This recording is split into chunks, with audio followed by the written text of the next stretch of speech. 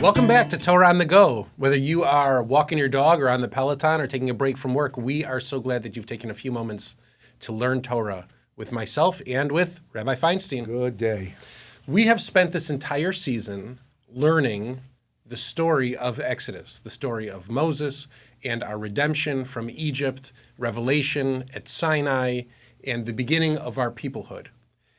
And this is only one of the places in which this story appears. The other place in which the story appears is the Passover Haggadah. Mm-hmm. And so we retell this story on the evening of Passover, on the night of the Seder. And this year it should take on special meaning for those of us who are following along Torah on the Go and learning about the story each and every week. How does the Haggadah relate to the story of Exodus? How does the book of Shemot and the Haggadah, what is their relationship in your mind? Oh, that's a wonderful question. Because the question is, memory is not the same as history. History is what happened. And a great historian, any good historian, is going to try to figure out exactly what happened and then what it means. That question of what it means and then what I choose to remember. What I choose to remember. Here's what's interesting in my life. The Seder plate, all of us got 100 of them when we got married. The Seder plate has 5 or 6 ritual foods, which are going to be used as props at the Seder to tell the Seder story. But what's remarkable about the Seder plate is that only one of the 5 items is bitter. We could have told the story of Exodus and stayed with the slavery and its persecution and its bitterness and its horror and the genocide and its horror. It could have been 5 portions of horseradish and only one other thing. But the idea that the rabbis who put together our Haggadah, who put together the Seder, chose to remember the story as the story of liberation and not the story of persecution. Right. So that there's only one element of maror, of bitterness on the plate, and you only eat that with charoset. You only eat it with the sweetness of the charoset because the whole story is to be a story of liberation. That is a remarkable choice. And it's a remarkable evidence of the way that this is memory that has been shaped by a tradition which wanted us to learn certain lessons from it. And the lesson is that there's a God in our history who has purposes in our history, and hope is alive. That's what the Seder is really about. I'll take it one step further, the difference between history and memory. The story of Shemot really centers around God and Moses. Mm-hmm. The story of the Haggadah is supposed to be our story. Mm-hmm. So suddenly we take the Greek chorus, the faceless, nameless Jewish people that are in the back, in kind of like, obscurity, blurred out in the back of the frame of the Ten Commandments. And we push them to the very front in the Haggadah, and we say, this is a story about them.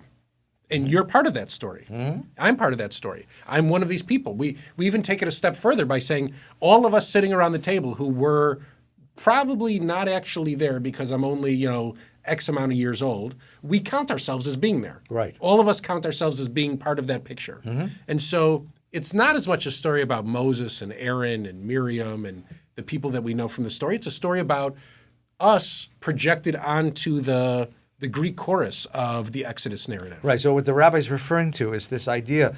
It's a line from the 10th chapter of the Mishnah of Passover, Mishnah Pesachim, and we put it in the Haggadah. Unfortunately, it gets buried in the Haggadah because it's a long book. But the idea is, it's in Hebrew, Bechol Dor Vador, in every generation, Chayav Adam, every one of us has to see him, herself, or herself as if we personally were there, as if we were liberated. Now, that's a remarkably radical thing to say. It's not enough to remember the story and tell the story. It's not even enough to commemorate it. You have to tell it as personal memory. You have to tell it in the first person. I was there. That's what you're saying. Right. And that's a remarkably radical thing. In other words, you have to taste history. That's why we're going to be at a Seder. Because what is a Seder, after all? A Seder is our last night in Egypt. We're commemorating, we're reliving that last night, that last dinner in Egypt. And we're eating the food that the slaves ate.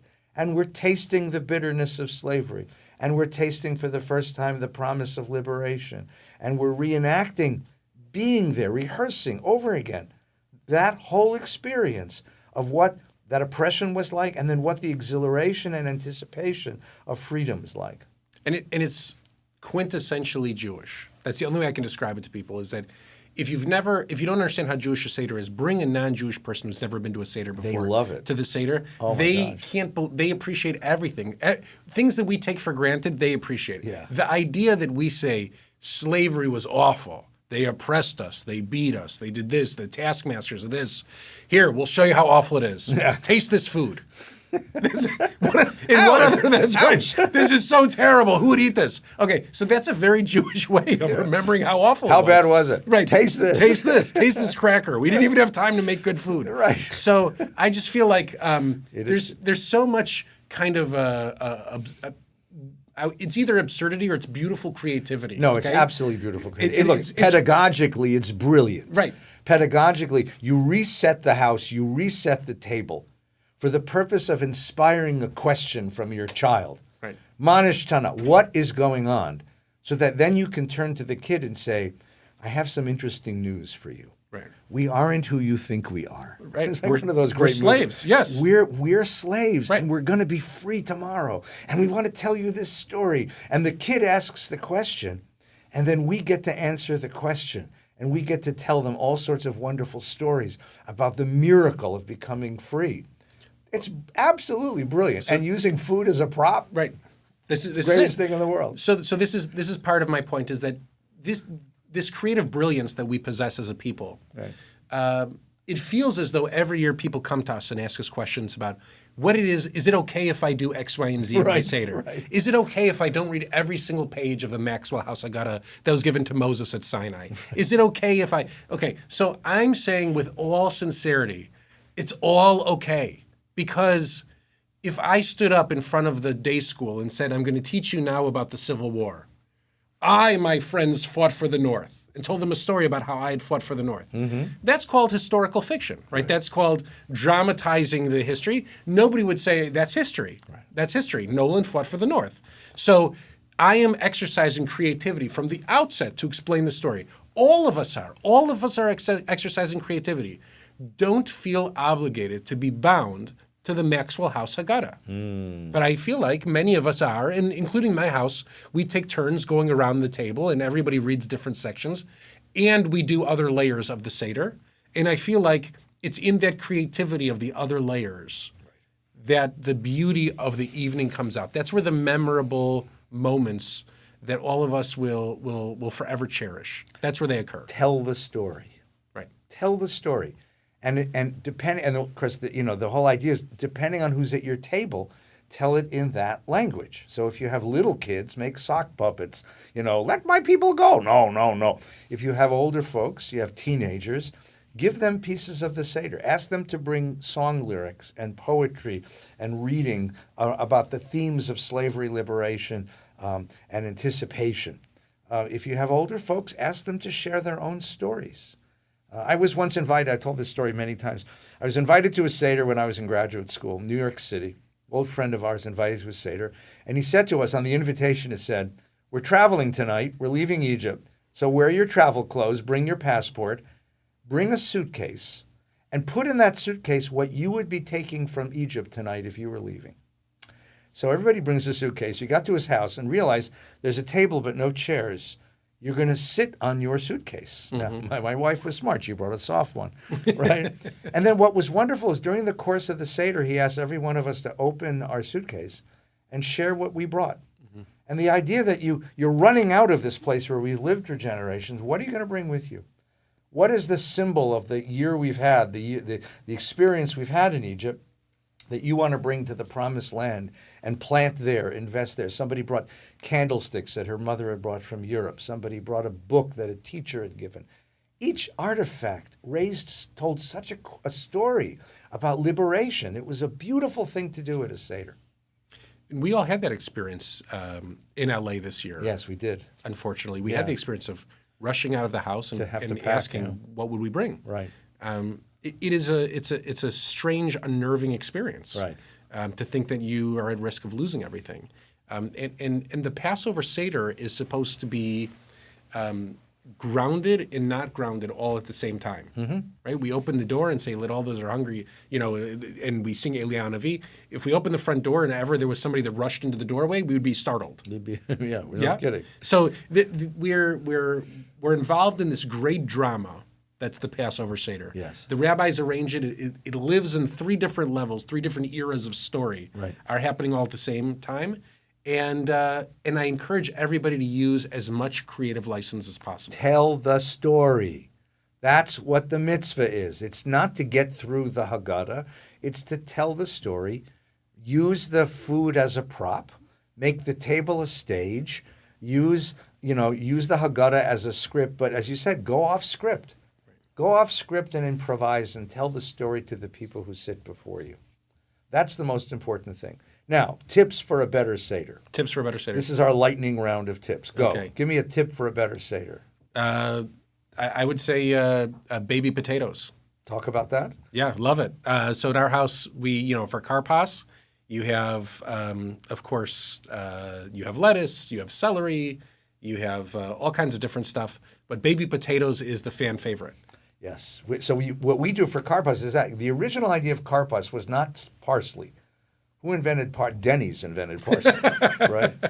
The idea of karpas was to have something to eat during the Seder so you wouldn't get hungry. So we put a big tray out of crunchy vegetables, right? And then dipping in salt water. The tradition is the salt water is the tears of the slaves. The real reason? Tastes good. It was cheap. Tastes great. We can afford better. Get some good salad. Make guacamole. That's a Western tradition. Yeah. Make karpas a wonderful sort of first course. A Southwestern tradition. So there's exactly right. And jalapenos for for tomorrow. No, we always joke at the table. Every other atmosphere during the year, when we have a spicy option, we put it on the plate and we're like, "Oh, this is delicious. These jalapenos are delicious." Someone tasted a little bit of horseradish. This is terrible. This tastes just like slavery. Or wasabi. That's right. Wasabi, delicious. Everything delicious. Only maror. Terrible. Maror. All right. Here's a second tip. Now, this is going to take some doing, so you have to believe me on this. I am an ordained rabbi from the Jewish Theological Seminary. Rabbi Nolan is an ordained rabbi from the Ziegler Rabbinic School. Between the two of us, we have many, many years of rabbinic practice. Listen carefully. Nowhere in the corpus of the Jewish faith are you commanded to drink sickeningly sweet Concord grape wine. No. Nowhere. Unless you like it. No, my father likes it. Unless you like it, with a spritz of seltzer. That's right. what my father drinks. That's right. Otherwise, get good wine. Yep. There's plenty of good kosher wine out there. You have to drink 4 glasses of wine. Make one an aperitif, one a white, one a red, and one a dessert wine. Think how happy you'll be by the end of the Seder. That's the idea. My grandfather used to pour a tall glass of Slivovitz. Tall glass at the very beginning of the Tell Seder. people what Shliv is if they don't know. Slivovitz is a plum brandy, let's say from Czechoslovakia. If you ever watch those old westerns, it's firewater. Firewater. And we always use it at all of our simchas. At all of the kids' bar and bat mitzvahs, we serve it as the toast because my grandfather used to always make every toast on it. And so he would drink a tall glass of Slivovitz all through the Seder. And so by the time that he got into the glass, deep into the glass of Slivovitz, it didn't bother him that people were talking anymore. Nothing bothered him. And so if you want to experience Passover in the way that our ancestors intended it. If you want to see Elijah the prophet. That's right. Drink a glass of Slivovitz, a tall glass of Slivovitz. That's all right. Exactly right. Your turn. Another tip. The first half of the Seder is not meant to be 6 hours long. No. It's not meant to be 6 hours long. So if you get to a point where everybody around the table is not talking about the story, but talking about how hungry they are, your Seder is going on too long. You have asked the wrong question. Manish Tana is the right question. When do we eat is the wrong question. That's the wrong question. So we like getting to dinner. So there's no reason, in our house at least, the first half of the Seder doesn't take longer than an hour, at most 90 minutes. Right. Okay? You sit down, you tell parts of the story, you sing, you dance. It's a lot of fun. Here's a tip along those very same lines, because we used to have to host the whole extended family, and they aren't as serious about these things as we are. And my brother-in-law used to get very antsy. And then one day I got angry at him. I shouldn't have done it, I know. I got angry at him, and I went into the kitchen, and I literally got a kitchen timer. And I turned it to 1 hour, and I stuck it in front of him. And I said, Ricky, this dings, we eat. Yeah. It turned out he became calm. Right. Because what bothered him wasn't the length of the Seder, it was the indefinite length of the Seder. Right. When he knew that in an hour he's going to have dinner, and he had baby potatoes to eat and guacamole, he became a teddy bear. Yeah. Literally do that. Set a time limit.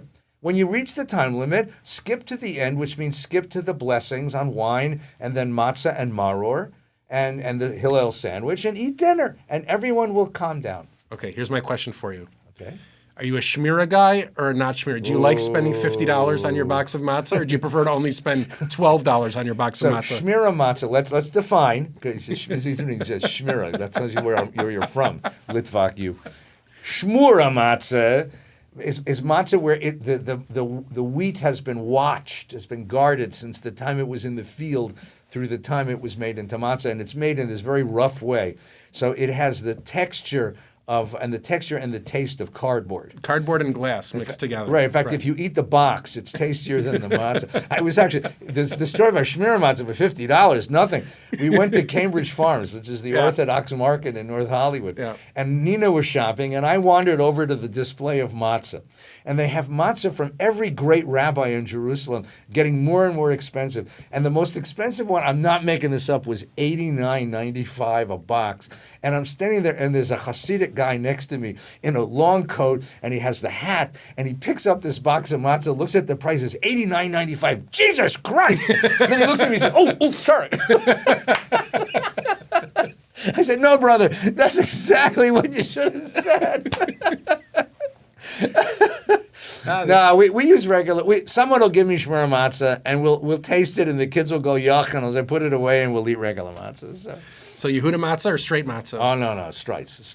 Come on, no, come on. You got to get it right here. So everybody has their own. Manischewitz is not bad either. Manischewitz not bad. This is going to be a strange year because Passover starts on Saturday night. Yeah, which is nuts.